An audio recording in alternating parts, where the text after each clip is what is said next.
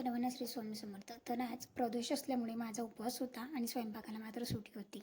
पण असं होतं का कधी? तर नाही. आवांसाठी मी रात्रीच साबुदाणा भिजत टाकलेला होता. म्हणून सकाळी आधी दोघांचा छान गरमागरम चहा वगैरे बनवून घेतला आणि बाकीची जी काही कामं होती ती सर्व आवरून घेतली. दुपारी आवांना भूक लागली आणि 2 वाजेला साबुदाणा बनवायला घेतला.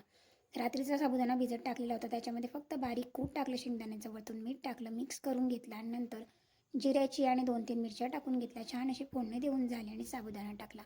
त्याच्यानंतर हलकंसं फक्त एक कलरचं मिरची पावडर होती ती टाकून दिली, जेणेकरून छान कलर येतो आणि साबुदाणा भिजला असल्यामुळे छान असा मऊ झालेला होता. नंतर थोडं झाकण ठेवलं, थोडासा वाफ येऊ दिली म्हणजे तो कच्चा लागणार नाही. तर छान असा साबुदाणा आवडून दिला. तोपर्यंत साईडला मी दूध तापवायला ठेवलेलं होतं थोडंसं, त्याच्यामध्ये साखर टाकून मी सुद्धा छान असं दूध वगैरे गरम करून घेतलं आणि थोडेसे शेंगदाणे घेतले, कारण प्रदोष असल्यामुळे तिखट फराळ आपण घेत नाही. सो फक्त गोडच फराळ मी करत असते. तर असा संपवला मी आमचा आजचा दिवस. धन्यवाद. श्री स्वामी समर्थ.